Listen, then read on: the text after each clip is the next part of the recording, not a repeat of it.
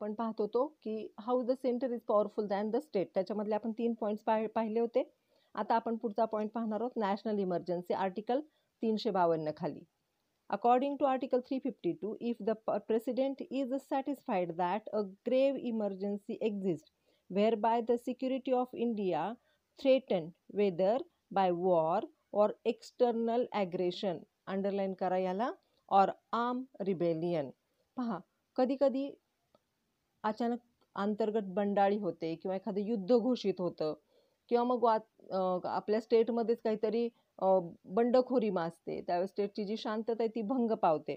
मग आर्टिकल 352 खाली जर प्रेसिडेंटला वाटलं, इफ प्रेसिडेंट फील्स दॅट की आता आपल्याला इथं काय झालं, वातावरण कसं झालेलं आहे, तंग झालेलं आहे, हे याच्या अंडर राहू शकत नाही, तर त्या ठिकाणी इमर्जन्सी म्हणजे आणीबाणी डिक्लेअर केली जाते. ओके, तर काय काय कारण आहेत आणीबाणी डिक्लेअर करण्याची? वॉर, युद्ध, एक्सटर्नल ॲग्रेशन म्हणजे बाहेरून हल्ला, और आर्म रिबेलियन म्हणजे सशस्त्र उठाव. Okay, he may be proclamation, he may by proclamation, proclamation म्हणजे declaration, make a declaration to that effect and impose national emergency at that time. All powers are to the centre only. जेव्हा emergency किंवा आणीबाणी जेव्हा declare होते तेव्हा सगळ्या powers या कुणाच्या हातात असतात? सेंटरच्या हातामध्ये असतात. त्याच्यानंतर स्टेट इमर्जन्सी आहे, सेक्शन आहेत आर्टिकल 352. आधीचं नॅशनल इमर्जन्सी 352 खाली, स्टेट इमर्जन्सी 356 खाली. हे तुम्हाला लक्षात ठेवायचं आहे. 352 national emergency, 356 state emergency. According to Article 356, if the President, who is the head of Union, President, underline head of the Union, is satisfied that the government of state cannot be carried on, state government व्यवस्थितपणे कारभार करत नाही, असं जर सेंटरच्या लक्षात आलं, प्रेसिडेंटच्या लक्षात आलं, तर त्या ठिकाणी स्टेट इमर्जन्सी डिक्लेअर केली जाते. आणि त्यावेळेस त्या स्टेटचा सगळा कारभार कुणाच्या हातात असतो? सेंटरच्या हातात असतो. आणि सेंटर त्यावेळेस कसं असतं? पॉवरफुल असतं. देअरफॉर सेंटर इज म्हणजेच union is powerful than the regional किंवा सेंटर, रिजनल किंवा स्टेटपेक्षा सेंटर हे पॉवरफुल असतं. In accordance with the provisions of the Constitution, he can issue a proclamation of effect which is called as state emergency. स्टेटच्या मध्ये बंडाळी माजलेली आहे, कारभार व्यवस्थित चालू नाही, तर अशा वेळेस एक इमर्जन्सी म्हणजे आणीबाणी डिक्लेअर केली जाते, फक्त त्या स्टेट पुरती मर्यादित. कॉमनली काश्मीरमध्ये अशी परिस्थिती उद्भवायची. He can then assume all the functions of the government of the state including the power of the governor. पहा, सगळ्या पॉवर्स त्या स्टेटच्या काढून घेतल्या जातात, इव्हन त्या गव्हर्नरच्या पॉवर सुद्धा कुणाच्या हातामध्ये जातात? प्रेसिडेंटच्या. By the same proclamation he can also authorise parliament to exercise the power of the state legislature. Thus, the normal distribution of powers between union and the states, which is the essence of federalism, is completely suspended. आपण बोलतो federal आहोत, स्टेटलाही तेवढ्याच authorities आहेत, सेंटरलाही तेवढ्याच authorities आहेत, पण एखाद्या स्टेटमध्ये जर इंटरनल बंडाळी माजली, एखादंच काहीतरी गोंधळ झाला आणि आउट ऑफ कंट्रोल गेलं स्टेट गव्हर्नमेंटच्या, तर त्या ठिकाणी प्रेसिडेंट काय करतो? कोण करतो? प्रेसिडेंट. म्हणजेच कोण करतं? सेंटर. काय करतं? स्टेटमध्ये स्टेट इमर्जन्सी 356 खाली डिक्लेअर करून टाकतं आणि सगळ्या पॉवर्स, इव्हन गव्हर्नरच्या सुद्धा सगळ्या पॉवर्स कुणाच्या हातामध्ये जातात? प्रेसिडेंटच्या हातात जातात, म्हणजेच स्टेटच्या हातामध्ये जातात. ओके, त्याच्यानंतर तिसरी इमर्जन्सी आहे फायनान्शियल इमर्जन्सी किंवा financial emergency, article 360. According to Article 360, if the President is satisfied that a situation has arising which threatens the financial stability or credit, financial stability जर डिस्टर्ब होणारी असेल तर, if India or any of its unit, he can declare a financial emergency and it is also subject to the control of the state. Financially जर आर्थिक मंदी झाली आहे, काही प्रॉब्लेम झाले आहेत, तर अशा वेळेस फिनान्शियल इमर्जन्सी डिक्लेअर केली जाते. त्याच्यानंतर 7वा पॉईंट आहे, 7वा जो पॉईंट आहे तो आहे रेसिड्युअरी पॉवर. पहा, आपण 3 लिस्ट पाहिल्या होत्या, एक युनियन लिस्ट, एक स्टेट लिस्ट आणि एक कॉन्करंट लिस्ट. हे सोडून बाकी ज्या उरलेल्या पॉवर्स आहेत त्या परत कुणाकडे असतात ते पाहूया. आर्टिकल 248 मध्ये दिलेत residuary powers. According to article 248, parliament has exclusive power to make any law with respect to any matter not enumerated in the concurrent list, जे कॉन्करंट लिस्टमध्ये दिलेल्या नाहीत. कॉन्करंट लिस्ट म्हणजे काय? स्टेटचे पण अथॉरिटीज आहे आणि युनियनची पण अथॉरिटी आहे. In the parliament to the exclusion of the state legislature. Here, Indian Constitution has made a clear departure from the practice. In USA, Australia, residuary powers are vested in the states. बाकीच्या देशांमध्ये जिथं जिथं federal constitution आहे त्या ठिकाणी, Australia आहे, USA या ठिकाणी रेसिड्युअरी पॉवर्स कुणामध्ये वेस्ट केल्यात, कुणामध्ये आहेत रेसिड्युअरी पॉवर्स हे करण्याच्या, तर स्टेटकडे आहे. पण भारतामध्ये मात्र तसं नाही.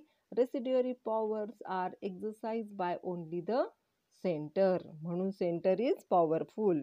So this also reflects tendency towards strong centre in relation to residuary legislative powers. कायदे बनवण्याच्या सगळ्या पॉवर्स कुणाकडे ठेवलेल्या आहेत? सेंटरकडे. पुढचा पॉईंट आहे सिंगल सिटिझनशिप. सिटिझनशिप कशी आहे? Single.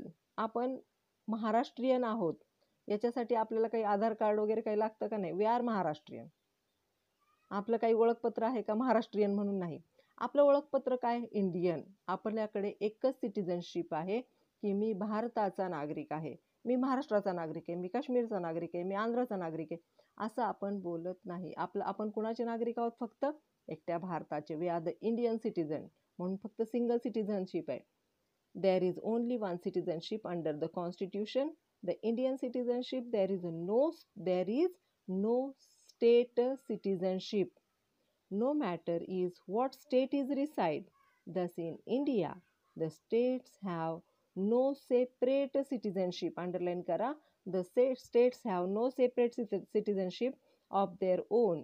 As in America, in India, single citizenship and this power vested in center. आणि सगळ्या पॉवर्स कुणाकडे आहेत? सेंटरकडे आहेत. अमेंडमेंट ऑफ द कॉन्स्टिट्यूशनची पॉवर सुद्धा कुणाकडे ते पाहूया. अमेंडमेंट म्हणजे काय? घटना दुरुस्ती, घटना बदल. ते दिलेलं आहे आर्टिकल 368. आर्टिकल सिटिझनशिपचे आर्टिकल्स माहिती आहेत ना तुम्हाला? Article 5 to 11. Okay. Then article आपण पुन्हा पाहूया. Amendment of the constitution. Article 368 of the Indian constitution provides for power of parliament in amend the constitution and procedure therefor. जी पॉवर दिलेली आहे ती सेंटरकडे दिलेली आहे अमेंडमेंट करण्याची. स्टेटची परमिशन लागणार आहे, स्टेटचा सल्ला घेतला जाणार आहे, पण सगळी पॉवर कुणाकडे आहे? सेंटरकडे आहे. And amendment of Indian constitution can be initiated only in parliament and can not be initiated in the state legislature. स्टेटच्या अंतर्गत कुठल्याही प्रकारची अमेंडमेंट केली जाणार नाही. सगळ्या अमेंडमेंट कुणा थ्रू केले जाणार आहेत? Parliament through. Okay. And cannot be initiated in the state legislature. Parliament can amend the constitution alone without approval of the state. कधी कधी पार्लमेंट काय करतं? जर गरज असेल तर, इमर्जन्सी असेल तर पार्लमेंट एकटं सुद्धा घटना बदल करू शकतं without approval of state. Actually आता रूल आहे की अमेंडमेंट करायचीच असेल तर approval of state is also important. By observing above points, the concept of strict federalism as propounded by Professor Ware emphasizes that there is a division of powers between the central and the state governments and both are independent in their own sphere. या सगळ्यामध्ये आपण जे वेअरची definition पाहिली की यांच्यामध्ये powers कशा separate झालेल्या आहेत. दोघांचे पॉवर्स सेपरेट आणि दोघंही इंडिपेंडेंट आहेत. There is existence of coordination between each other. दोघांमध्ये पण कसं आहे? कोऑर्डिनेशन आहे. महाराष्ट्र शासन जे करेल ते कुणाच्या परवानगीने करेल? सेंटरच्या. त्यामुळे coordination is there. In state of Karnataka versus union of India AR 1978 ची केस आहे, सुप्रीम कोर्टाची केस आहे. Supreme court held that our constitution is so strongly unitary in feature. त्यामुळे आपलं कॉन्स्टिट्यूशन हे कसं मानलं जातं? स्ट्रॉंगली युनिटरी इन मानलं जातं. Okay.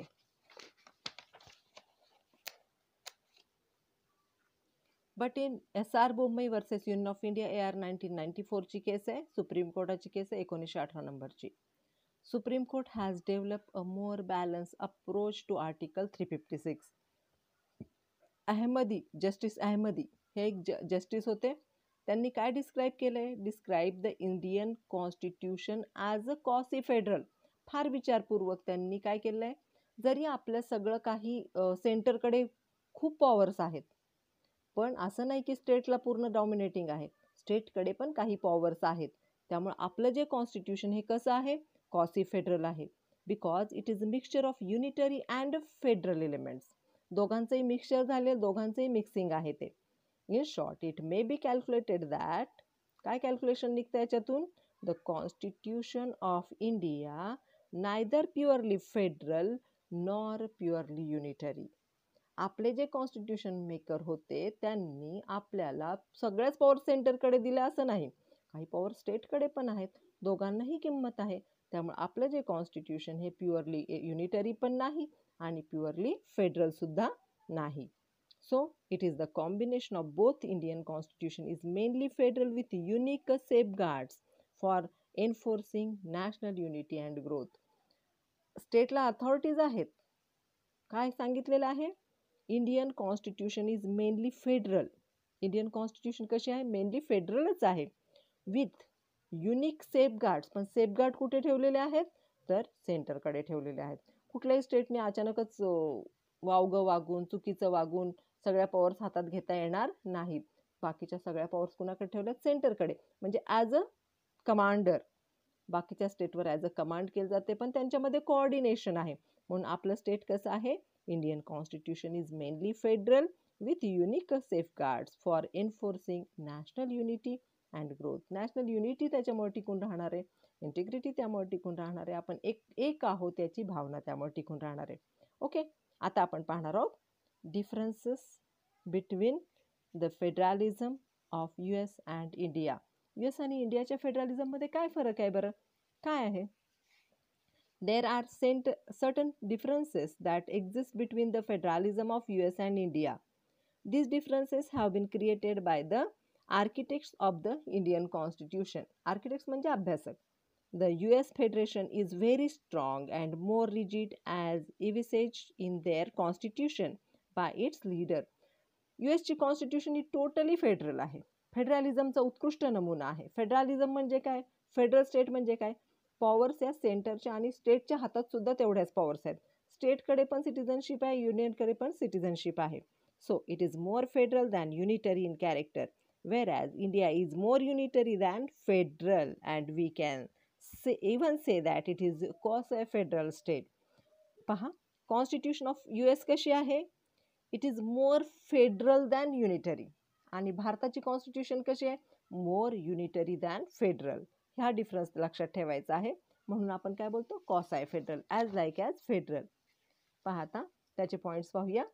The constitution of US is very rigid than the Indian Constitution.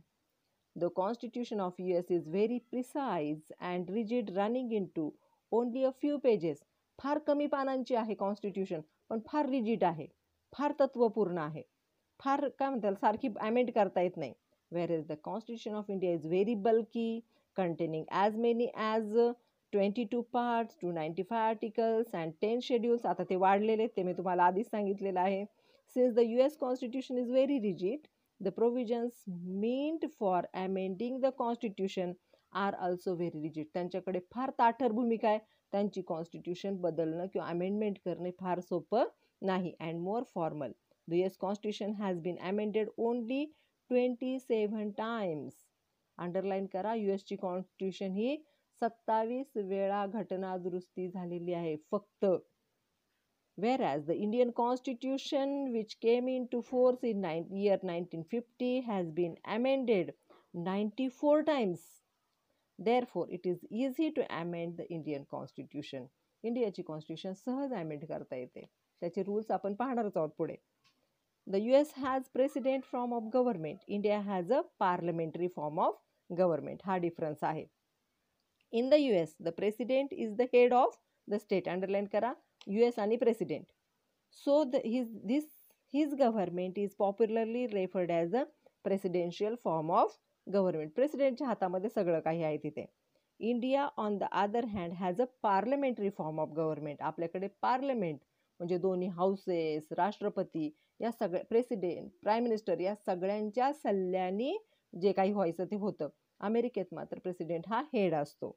Okay, so prime minister with his government as the prime minister with his cabinet exercise real powers with the president being only a nominal head. आपल्याकडे सर्वात जास्त करता करविता कोण असतो? President आणि त्या prime minister आणि त्याचे सगळे कॅबिनेट मंत्री.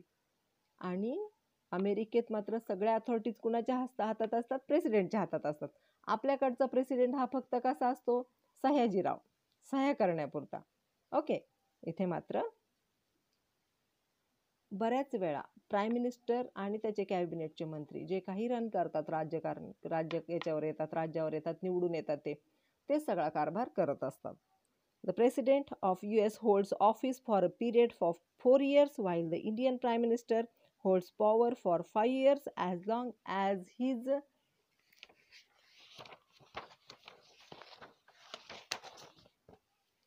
political party enjoys a majority in the Lok Sabha. While the US follows the bi-party system. US मध्ये bi-party, double party system आहे. India has a multi-party system and complicated process of election. आपण पाहतोच आहोत इलेक्शनमध्ये कुणावर शिक्का मारायचा याचा आपल्याला शोध सुद्धा लागत नाही. आपण बऱ्याच पार्टीजला ओळखत नाही. हजारो चिन्ह असतात तिथं, खूप चिन्ह आणि खूप माणसं. पण अमेरिकेमध्ये मात्र 2च पार्टीज आहेत. ओके, त्याच्यानंतर differences in the judicial system between US and India काय आहे? US being a developed country, we have an advanced judicial system. Advanced judicial system आहे त्यांची. The judicial system of India is however rapidly developing. आता हळूहळू आपले पण develop व्हायला लागलेली आहे. Capable of judge in the US holds office as long as he is capable of performing his duties. त्याला जोपर्यंत स्वतःच्या ड्युटीज करता येत असतील तोपर्यंत तो काय करू शकतो? ड्युटीज निभावू शकतो. पण Indian constitution on the other hand states that district judge holds the office till the age of 58, the high court judge holds till the age of 62 and Supreme Court retires on the age of 65. आता I think years काही बदललेले आहेत. त्याच्यानंतर difference in citizenship. The constitution of India recognises state single citizenship. भारतामध्ये एकच single citizenship आहे, आपण ते पाहिलेलंच आहे. On the other hand US constitution provides for a double citizenship, that is the US citizenship and can have citizenship of 2 countries, US and some other country. एक अख्ख्या देशाची citizenship आणि स्टेटची सुद्धा सिटिझनशिप USA मध्ये घ्यावी लागते.